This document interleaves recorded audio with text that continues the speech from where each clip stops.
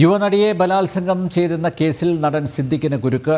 സിദ്ദിഖ് കുറ്റക്കാരനെന്ന് കുറ്റപത്രത്തിൽ പറയുന്നു. സിനിമയിൽ അവസരം വാഗ്ദാനം ചെയ്ത് യുവതിയെ ഹോട്ടലിലേക്ക് വിളിച്ചു വരുത്തിയത് ദുരുദ്ദേശത്തോടെയെന്ന് കുറ്റപത്രത്തിൽ പറയുന്നു. രക്ഷപ്പെടാൻ സിദ്ദിഖ് നിരത്തിയ വാദഗതികൾക്കെതിരായും കുറ്റപത്രത്തിൽ തെളിവ്. ഹേമ കമ്മിറ്റി റിപ്പോർട്ട് പുറത്തുവരുന്നതിന് മുമ്പ് തന്നെ നടി പീഡനം വെളിപ്പെടുത്തിയതിന് സാക്ഷികളുണ്ടെന്നും കുറ്റപത്രത്തിൽ വ്യക്തമാക്കുന്നു.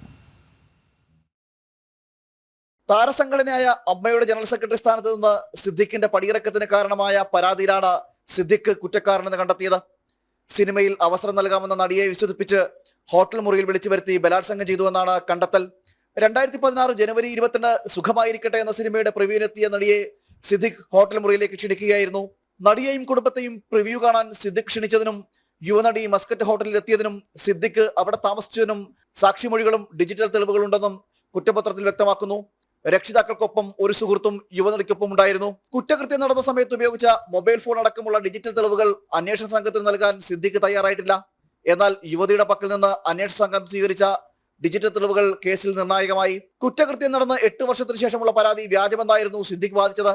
ആരോപണം ഉന്നയിച്ച സ്ത്രീയുടെ സാമൂഹ്യ മാധ്യമ പോസ്റ്റുകളിലെങ്ങും തന്റെ പേര് പരാമർശിച്ചിട്ടില്ല എന്നും സിദ്ദിഖ് വാദിച്ചു. എന്നാൽ സിദ്ദിഖിന്റെ അവകാശവാദം തെറ്റാണെന്ന് കുറ്റപത്രം പറയുന്നു. ബലാത്സംഗത്തിന് ശേഷം യുവതി എറണാകുളത്തെ ആശുപത്രിയിൽ ചികിത്സ തേടിയിരുന്നു. അന്ന് പീഡന വിവരം തന്നോട് വെളിപ്പെടുത്തിയെന്നാണ് ചികിത്സിച്ച ഡോക്ടറുടെ മൊഴി. ഹേമ കമ്മിറ്റി റിപ്പോർട്ട് വന്നതിന് പിന്നാലെ രജിസ്റ്റർ ചെയ്ത കേസുകളിൽ ഏറ്റവും ശക്തമായ തെളിവുകളുള്ള കേസാണ് ഇതെന്നാണ് അന്വേഷണ സംഘം പറയുന്നത്. ക്രൈംബ്രാഞ്ച് മേധാവിയുടെ അനുമതി ലഭിച്ചാൽ ഉടൻ തന്നെ കുറ്റപത്രം കോടതിയിൽ സമർപ്പിക്കും. ജനം, തിരുവനന്തപുരം.